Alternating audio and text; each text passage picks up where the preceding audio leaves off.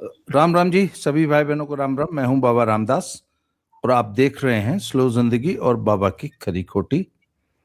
आज मेरे साथ वरिष्ठ पत्रकार बड़े भाई ओमकार चौधरी जी जुड़ गए हैं। भाई साहब प्रणाम। नमस्कार। भाई साहब, बंगाल में पिछले साल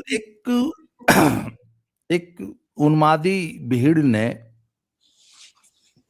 एक बाप और बेटे, पिता पुत्र की उनके घर से निकाल के बड़ी निर्मम नृशंस हत्या कर दी थी। हरगोविंद दास और चंदन दास। पिता की उम्र थी कोई 70-75 वर्ष और बेटे की उम्र थी लगभग 40 वर्ष। लोगों को दोषी पाया है। अभी तक की जो न्यूज है उसमें शायद आजीवन कारावास की सजा हुई है। जबकि जब ये केस हुआ था तो ममता बनर्जी ने इस केस को भी हशप करने की कोशिश की थी इसको, और बड़ा इसके लिए भी हिंदुओं को ही दोषी ठहराया गया था। और तो इस पे आपका जरा एक ओपनिंग रिमार्क आ जाए, इस पे आगे चर्चा करते हैं सर जी। देखिए, ये दोनों पिता पुत्र मूर्तिकार थे जी और मुर्शिदाबाद में जब वक्फ के खिलाफ, वक्फ संशोधन बिल के खिलाफ उन्मादी भीड़ ने करीब 100 घरों को जलाया था और वहां से हिंदुओं को पलायन के लिए मजबूर किया था, जिसके बाद वो लोग मालदा में एक जगह जाकर के एक एक क्या 2 स्कूल परिसरों में जाकर के उन्होंने शरण ली थी और वहां पर वो काफी समय तक रहने के लिए अभिशप्त किए गए थे। उनकी पूरी प्रॉपर्टी को बर्बाद कर दिया गया था, उनके घरों को जलाया गया था। उससे पहले उन घरों पर निशान विशान भी लगाए गए थे। और ये पिता पुत्र दोनों जो मूर्तियां बनाते थे, दुर्गा माता की और दूसरी देवियों की और दूसरी, इनको दोनों को लक्ष्य करके इनको काटा गया था, बर्बरता के साथ काट दिया गया था। आज भी गूगल पर अगर सर्च करेंगे तो इनकी वो कटी फिटी लाशें जो हैं आपको मिल जाएंगी, केवल इसलिए कि ये हिंदू थे। उनको इसलिए काटा गया था, काट डाला गया था। मामला चाहे वक्फ का हो, मामला चाहे दूसरा हो, हमेशा निशाने पर हिंदू आते रहे हैं, खास तौर से जहां वो माइनॉरिटी में हो जाते हैं और मुस्लिम मेजॉरिटी में हो जाते हैं, वहां ये तांडव देखने को मिलता ही है। बाबा जी, हम केवल मुर्शिदाबाद की इस घटना की बात क्या करें, पालघर में क्या हुआ था। आज हम बांग्लादेश की पुलिस को कोस रहे हैं यहाँ बैठ करके कि उन्होंने दीपू चंद्र दास को उठा करके भीड़ को सौंप दिया। पालघर में क्या हुआ था जब उद्धव ठाकरे मुख्यमंत्री थे। उन 2 साधुओं को और उनके ड्राइवर को पुलिस ने ही तो अपनी कस्टडी में, जहां वो बैठे हुए थे और सुरक्षित महसूस कर रहे थे, उस उन्मादी भीड़ के हवाले कर दिया था और उनकी पीट पीट करके हत्या कर डाली गई थी। आज भी तमिलनाडु में क्या हो रहा है, हाई कोर्ट के आदेश के बावजूद जो पवित्र दीप है उसको पहाड़ी पर नहीं जलाने दिया जा रहा है। हिंदुओं को क्या क्या नहीं कहा गया है, क्या क्या नहीं कहा जा रहा है। चाहे मल्लिकार्जुन खड़गे के बेटे हों या तमिलनाडु के मुख्यमंत्री M.K. स्टालिन के बेटे हों, वो सनातन को कभी कोड़ बताते हैं, कभी कीड़ा बताते हैं, कभी कुछ बताते हैं। हमारे देश के भीतर ही जो मेजॉरिटी है, ये कहा जा रहा है ना, संघ प्रमुख ने भी कहा है कि बांग्लादेश में इसलिए ज्यादा कुछ नहीं हो सकता है कि वो माइनॉरिटी में है, अल्पसंख्यक हैं। यहाँ तो हिंदू मेजॉरिटी में है, 80% 85% हिंदू हैं। इसके बावजूद यहाँ नेशनल पार्टी, जिसको कहा जाता है कांग्रेस, और क्षेत्रीय दल, उनका कुल रवैया क्या है। हमारे आराध्यों के प्रति, हमारे आस्था प्रतीकों के प्रति, जिनको हम प्रभु कहते हैं, गांव गांव आप किसी भी गली में निकल जाइए, सब एक दूसरे को राम राम करते हैं। उन राम जी का जब भव्य और दिव्य मंदिर बना, सदियों के इंतजार के बाद, तो कुछ पॉलिटिकल पार्टियां और उनकी लीडरशिप क्या बिहेव कर रही हैं, जैसे बहुत बड़ा अपराध कर दिया गया हो। और वहां तक गए गए तक नहीं वो लोग, पूजा पाठ करना तो छोड़ दीजिए, उनके दरवाजे पर जाकर के वो देश के लिए प्रार्थना करें, देश के लिए छोड़ दीजिए, अपनी पार्टी के लिए प्रार्थना करें, सुख समृद्धि के लिए, शांति के लिए प्रार्थना करें। कोई एक दिखाई दिया हो? और जो ढोंग और पाखंड करते रहे उद्धव ठाकरे वगैरह, जिनके पिताजी मंदिर आंदोलन के लिए लड़ रहे थे, कोटि कोटि हिंदुओं के लिए, सनातनियों के लिए लड़ रहे थे, जो पाकिस्तानी टीम को हिंदुस्तान में आने नहीं देना चाहते थे, पिच तक खुदवा दी गई थी, उनका आज रवैया क्या है वोट परस्ती के चक्कर में? तो अगर इतने समय बाद ये फैसला आ भी रहा है तो मैं कहूंगा कि स्वागत योग्य है, लेकिन जितनी बर्बर और क्रूर तरीके से पिता पुत्र की हत्या की गई थी, उसमें सीधे फांसी होनी चाहिए थी। और जब तक ये सेंटेंस नहीं मिलेगा, फांसी नहीं मिलेगी, तब तक लोगों के आंखें नहीं होंगी। क्योंकि जब भीड़ के रूप में ये उन्मादी तत्व एकत्र होते हैं, उसके बाद इनको लगता है कि हम कुछ भी कर सकते हैं, किसी का भी घर जला सकते हैं, किसी का भी खून कर सकते हैं, किसी को भी काट पीट करके उसकी हत्या कर सकते हैं।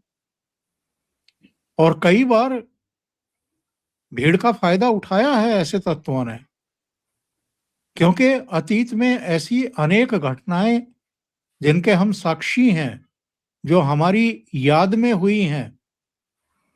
भीड़ ने तमाम तरह के दंगे, फसाद, मारकाट, मैं तो मेरठ से आता हूं, और मेरठ में 87 का दंगा कौन भूल सकता है?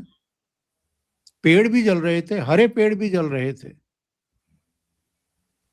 मुझे याद है एक बार घंटाघर पर हम लोग पुलिस चौकी पर बैठे हुए, मैं क्राइम रिपोर्टिंग करता था दैनिक जागरण के लिए। हम लोग घंटाघर पुलिस चौकी पर बैठे हुए थे, एसपी सिटी बैठे हुए थे, सिटी मजिस्ट्रेट बैठे हुए थे, और थोड़ी सी देर में हमने देखा कि भगदड़ मची है। और उस भगदड़ में आपको ताज्जुब होगा, विद इन 2 और 3 मिनट्स करीब 25-26 लोग जो हैं वो सड़कों पर गिर चुके थे स्टैबिंग से, चाकूबाजी से। कोई एक सांड जरा सी गर्दन हिला दे, किसी साइकिल वाले पर चला दे और साइकिल वाला गिर जाए, उसके बाद दंगा हो जाता था। तो ये जो उन्माद है, ये जो पागलपन है, ये कहते हैं ना कि एग्जिस्टिंग जो है, सह अस्तित्व जिसके लिए तमाम तरह की बातें और गंगा जमनी तहजीब की दुहाई दी जाती है, कहाँ चली जाती हैं ये सब चीजें?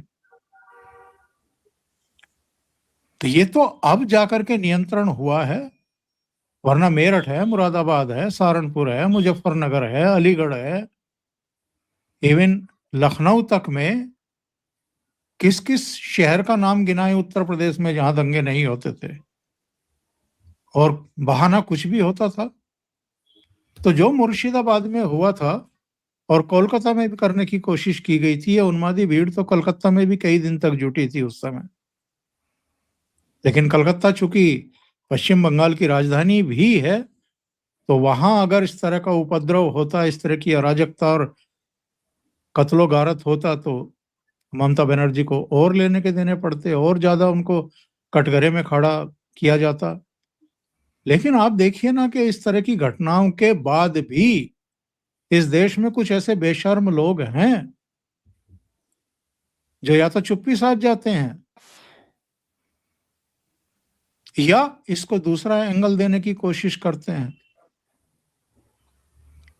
दीपू चंद्र दास की जो लिंचिंग की गई है, मारा गया है, उस पर भी यहाँ किस तरह की ब्लॉगिंग हो रही है, किस तरह के वीडियो बनाए जा रहे हैं और किस तरह के बयान आ रहे हैं, शरारतपूर्ण। और ये अखलाक वाला जो केस हुआ था, उसमें किस किस तरह की बातें नहीं बना दी गई थी, जबकि बाद में पता लगा था कि नहीं, वो मामला हिंदू मुस्लिम का तो था ही नहीं, वो तो सीट को लेकर के झगड़ा था। तो तमाम ऐसी चीजें जो हैं, वो उनको किस तरीके से ट्विस्ट किया जाता है, और यही वजह है देश बिल्कुल जो है वो ऐसा बारूद के ढेर पर बैठा रखा है। जरा जरा सी चीजों को लेकर के इस तरह की चीजें होती हैं। उत्तर प्रदेश में अगर आज नहीं हो जी। रही हैं तो इसलिए कि डंडा मजबूत है और मुख्यमंत्री एक ऐसा बैठा हुआ है जो संभल की तरह और बरेली की तरह इलाज करना जानता है। सर, आज एक और घटना हुई है। जामिया मिलिया इस्लामिया का एक प्रोफेसर है, वीरेंद्र बालाजी शहारे, उसको यूनिवर्सिटी प्रशासन ने सस्पेंड किया है। उसने सेमेस्टर का जो एग्जाम होता है उसमें क्वेश्चन पेपर सेट किया। उस क्वेश्चन पेपर में एक क्वेश्चन दिया कि भारत में माइनॉरिटीज, अल्पसंख्यकों को किस तरह सताया जाता है, प्रताड़ित किया जाता है, उदाहरण देकर समझाइए।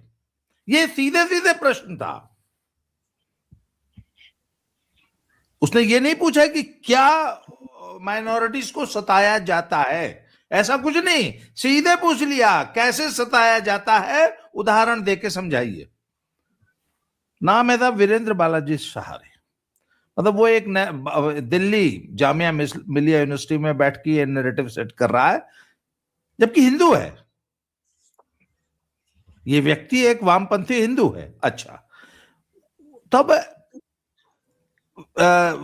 जब दिग्विजय सिंह कहते हैं कि चूंकि भारत में माइनॉरिटीज को प्रताड़ित किया जाता है, इसकी प्रतिक्रिया में दीपू चंद्र दास जैसे लोगों की हत्या होती है बांग्लादेश में, तो ये तो पूरा एक सेट नैरेटिव चल रहा है वामपंथियों का, कांग्रेसियों का। देखिए, ये अकेले लोग नहीं हैं साहब, हजारों लाखों हैं, हजारों लाखों हैं जो कहने को हिंदू हैं, लेकिन इनकी बेशर्मी देखिए आप। ये नहीं पूछते प्रश्न, ये नहीं डालते उसमें स्टूडेंट्स के सामने कि साहब जब आज़ादी हुई थी, जब बंटवारा हुआ था, ये बताइए कि पाकिस्तान में कितने अल्पसंख्यक हिंदू थे और बांग्लादेश में कितने थे जब 1971 में बांग्लादेश बना था, और आज कितने बचे हैं। और उन कारणों पर प्रकाश डालिए जिनके चलते वहां पर हिंदू जो अल्पसंख्यक थे वो धीरे धीरे खत्म हुए हैं। ये नहीं पूछते ये, क्योंकि इनके मन में जहर भरा हुआ है। और जब से नरेंद्र मोदी प्रधानमंत्री बने हैं तब से तो जहर नहीं भरा हुआ है, आग लगी हुई है। तो ये जानबूझ करके इसके इस तरह के शरारतपूर्ण प्रश्न डालते हैं और इनके आका ऐसा डलवाते हैं। इनके ऊपर भी कुछ लोग बैठे हुए हैं जो प्रश्न पत्र जब तैयार होते हैं तो इस तरह की चीजें, इस तरह का टेक्स्ट, इस तरह के सवाल डलवाते हैं जानबूझ करके। ऐसे लोगों को तो नौकरी में ही नहीं होना चाहिए साहब। इनका तो बच्चों को पढ़ाने से कोई लेना एक ना देना दो है, ये तो एजेंडा चला रहे हैं। और ऐसे एजेंडाधारी पॉलिटिकल पार्टियां भी हैं, उनके लीडरशिप भी हैं, अलग अलग बहुत सारे संगठन अभी भी हैं। ये जनरल वीके सिंह जो हैं, वो जो 2.5 मोर्चा बताते थे, 2 मोर्चे पर तो पाकिस्तान और चीन को वो रखते थे, आधा मोर्चा देश के भीतर का रखते थे। तो मुझे लगता है कि अब ये बढ़ करके 4 मोर्चे हो गए हैं। 3 मोर्चे तो हो गए हैं, पाकिस्तान, चीन और बांग्लादेश, और एक पूरा मोर्चा आपके देश के भीतर भी है, वो आधा नहीं है। तो 4 मोर्चों पर आपको लड़ना है, आपकी सरकार को भी लड़ना है। और इस तरह के तत्वों को बाबा जी आप एक दिन, 2 दिन, 10 दिन या 2-4 महीने या 2-4 साल में खत्म नहीं कर सकते। समय लगेगा और पीढ़ियां लगेंगी, आपकी पीढ़ियां जाएंगी। और मुझे नहीं लगता कि ये पीढ़ियों के बाद भी खत्म होगी। ये जो नस्ल है ना, जिसकी रगों में कुछ और ही दौड़ रहा है, जिसको पॉलिटिक्स ही करनी है। एक बड़ा अच्छा सुझाव बहुत दिन पहले दिया था, और सुझाव ये था कि ये सारी पॉलिटिक्स खत्म हो जाएगी जिस दिन ये अनिवार्य कर दिया जाएगा कि जो मुस्लिम बाहुल्य कॉन्स्टिट्यूंसी हैं वहां से तो हिंदू लड़ेंगे,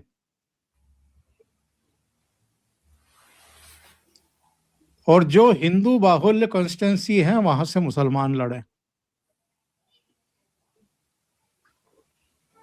पूरे देश में नहीं, अनुपात ले लीजिए बस, हर प्रदेश में, कि इतने प्रतिशत मुस्लिम हैं यहाँ पर और इतने प्रतिशत हिंदू हैं।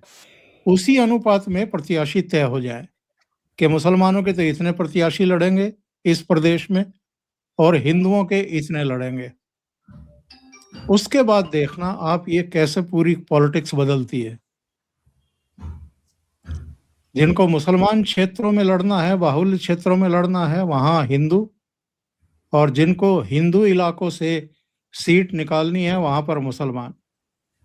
कैसे बिछते हैं ये सारी जितनी भी ये रंगबाजी है ना, ये चुनाव दर चुनाव जिस तरीके से समाज को तनावग्रस्त किया जाता है, सुलगाया जाता है, दंगे फसाद कराए जाते हैं, ये सारे खत्म हो जाए। लेकिन ये भी नहीं करेंगी पॉलिटिकल पार्टियां, क्योंकि कानून जी तो उन्हीं को बनाना है। तो इनको जो सुहाता है, जो इनको सपोर्ट करती हैं चीजें, नीतियां, ये तो वैसी ही नीतियां बनाएंगे। बहुत तो आज निराशाजनक वातावरण है। जी आज एक और घटना हुई है सर।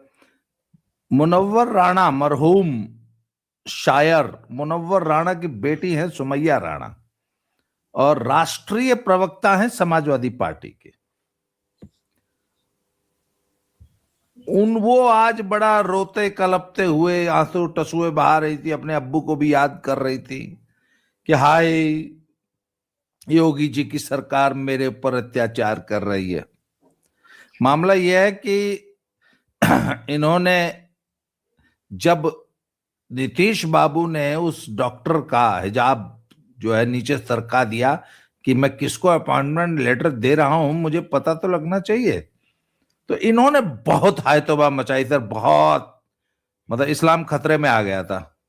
तो इन्होंने तब कहा था कि इन्होंने नीतीश बाबू के खिलाफ, संजय निषाद के खिलाफ, अब योगी जी के खिलाफ, और विधानसभा घेरने का प्लान बना दिया। तो आम तौर पे ये बड़ी कॉमन सी बात है सर। आपको याद होगा अप्रैल में भी जब ये वक्फ बोर्ड के खिलाफ आंदोलन चलाने की बात कर रहे थे, तब भी पुलिस क्या करती है कि ऐसे लोगों को बाउंड कर देती है। 5 लाख के निजी मुचलके पे 5 लाख का श्योरिटी बाउंड, और 2 श्योरिटीज के साथ कि अगर आप किसी ऐसी उपद्रवकारी एक्टिविटी में शामिल होते हैं जिससे शांति भंग होगी, तो 5 लाख का आप बाउंड दीजिए। इससे क्या होता है कि आदमी थोड़ा 107-17 में वो कार्रवाई होती है। हाँ, अब वो नई जो धारा है शायद वो हो गई है 126-35 बीएनएस की। हाँ, वो हो गई होगी, चेंज हो गई होगी। 107-16 जो है अब 100, तो उसमें पर वो ऐसा वितंडा मचाया जा रहा है उसको लेके कि जैसे सुमैया राणा को जबरदस्ती पकड़ के उनकी जेब से 5 लाख और उनके 2 श्योरिटी बॉन्ड से 10 लाख 15 लाख रुपए निकाल के ले गए योगी जी। ऐसे हल्ला मचाया जाए, रो कलप रही है, वो महिलाओं पे अत्याचार हो रहा है, मेरे पे क्यों मुचलका, मेरे पे क्यों ऐसा बॉन्ड लगा दिया। जी, एक तो मैं इनका वीडियो भी देख रहा था, वो लेडी जो अपना लेटर लेने के लिए नीतीश कुमार के पास आई थी, उसका आपने ध्यान से देखा चेहरा, यहां तक ढका हुआ था ऐसे, और यहां ऊपर से ढका हुआ था, उसकी केवल ये आंखें दिखाई दे रही थी। जी, तो ये जो मुनव्वर राणा की बेटी है, इन्होंने तो अपना चेहरा नहीं ढका हुआ है जब वीडियो बना रही हैं। इल्तिजा महबूबा मुफ्ती की बेटी जो एफआईआर दर्ज करने के लिए गई थी पुलिस स्टेशन में नीतीश बाबू के खिलाफ, उनका जरा वीडियो देखिए। उन्होंने क्या बुर्का पहन रखा है क्या, या हिजाब लगाया हुआ है क्या? नहीं, बिल्कुल नहीं लगाया हुआ। आरफा खानम शेरवानी जितने वीडियो बनाती हैं उनकी बाकायदा सारा सिर जो है वो उजागर होता है, उनकी जुल्फें सब देख सकते हैं। उनका पहनावा आप देखिए, विदेशों में वो किस तरीके से घूमती हैं, किस तरह का पहनावा रहता है उनका। वो तो कभी बुर्के में दिखाई नहीं दी। तो ये जितने भी लोग हैं, जितने भी ये नेता बनने की कोशिश कर रहे हैं, ये दूसरों को हिजाब में और बुर्के में क्यों रखना चाहते हैं और खुद आजादी से क्यों घूम रहे हैं? सारा चेहरा अपना क्यों दिखाते घूम रहे हैं? इनको भी हिजाब पहन लेना चाहिए। जो दूसरों पर आयत करना चाहते हैं वो अपने पर भी तो लागू करें। ये राजनीति क्यों हो रही है? दूसरी बात ये है कि इन्होंने ठेका ले रखा है क्या कि मैं जी कमिश्नर के पास गई, मैं वहां गई, मैंने वहां तहरीर दी, मैंने वहां ये किया, कोई मेरे से पूछने के लिए आया, बात करने के लिए आया, तहरीर लेने के लिए आया, मैं तो अब नहीं जाऊंगी, मुझे नोटिस थमाया गया, मैंने नोटिस अपने नहीं लिया, मैं जाऊंगी भी नहीं वहां पर। क्यों भाई? इस देश के कानून में, इस देश के पुलिस प्रशासन, उनकी कार्रवाइयों में आपका भरोसा नहीं है तो आप पॉलिटिक्स क्यों कर रही हैं? आप एक ऐसे राजनीतिक दल से क्यों जुड़ी हुई हैं जो पक्ष विपक्ष की राजनीति करती रही है? वो तो सत्ता में भी रहे, मुलायम सिंह भी रहे, उनका बेटा भी रहा है, संविधान के तहत शपथ लेते हैं। जो पुलिस है, जो प्रशासन है, वो कानून के तहत काम करता है। यहाँ कोई शरिया कानून है क्या कि आपके हिसाब से सारी कुछ चीजें चलेंगी? आपने नीतीश कुमार के खिलाफ अगर कोई तहरीर यहाँ दी है अपनी राजनीति चमकाने के लिए और राजनीति ही करने के लिए दी है, वरना आपका लेना एक ना देना दो उस घटना से।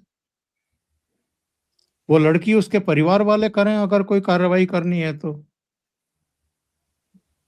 और वहां करें जहां पे ये घटना हुई है। कोई श्रीनगर थाने में जाकर के कोई इल्तिजा एप्लीकेशन दे रही है, या लखनऊ में कोई मुनव्वर राणा की बेटी एप्लीकेशन दे रही है, मतलब क्या है इन बातों का? या बेंगलुरु में कोई पर्चा दर्ज हो रहा है तो उसका मतलब क्या है? दूसरी बात यह है बाबा जी कि नीतीश कुमार बहुत बुजुर्ग व्यक्ति हैं, 10वीं बार चीफ मिनिस्टर बने हैं। एक बुजुर्ग को, एक पिता या दादा के समान की उम्र के लोगों को ये नसीहतें देने का पूरा पूरा अधिकार है कि इस तरह के सार्वजनिक मंचों पर जब आप आते हैं तो अपनी पहचान छुपा करके ना आए।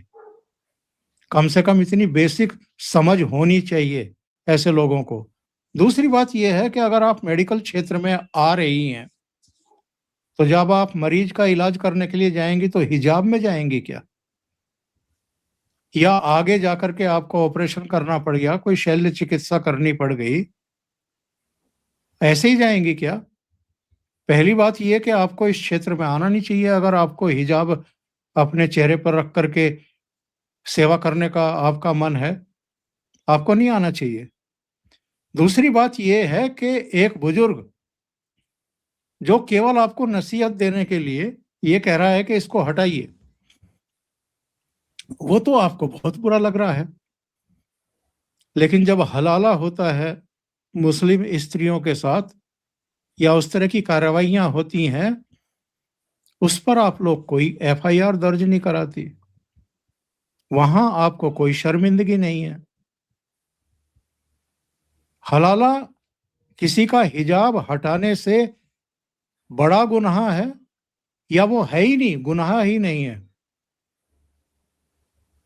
इस पर बहुत बड़ी बहस हो सकती है बाबा जी, लेकिन ये विशुद्ध और विशुद्ध राजनीति चल रही है। इसके अलावा कुछ नहीं है। बिल्कुल सर। अच्छा, एक चीज, जो आउटरीच है ना, वो पूरी तरह सेलेक्टिव है। इल्तिजा मुफ्ती से लेके और सुमैया राणा से लेके पूरे देश दुनिया में आउटरीच हुआ, पर सिर्फ उस मुस्लिम डॉक्टर के ऊपर हुआ। जब गहलोत साहब ने घूंघट हटा दिया था, पल्लू हटा दिया था सिर से, तब नहीं हुआ। या सिद्धरमैया ने जब पूरा उसका तो पूरा पल्लू खींच लिया था, तब नहीं हुआ। ये औरतों के हक की लड़ाई नहीं है, औरतों की इज्जत की लड़ाई नहीं है, ये मुस्लिम विक्टिमहुड है। चलिए, बहुत अच्छी बात है, लोग पहचान रहे हैं लोग। अच्छा सर, दूसरी बात, सबसे बड़ी बात पता है क्या है? लोग जागरूक हो रहे हैं, लोग इनके इस दुगलपन को ना, इनके इस पूरे डबल स्टैंडर्ड्स को बहुत अच्छी तरह से पहचान रहे हैं। ये बड़ी अच्छी बात है, ये लोग एक्सपोज हो रहे हैं। सर, आज की चर्चा को समाप्त करूंगा। आपने समय दिया, इसके लिए आभार, धन्यवाद। जय श्री राम, हर हर महादेव। जय श्री राम।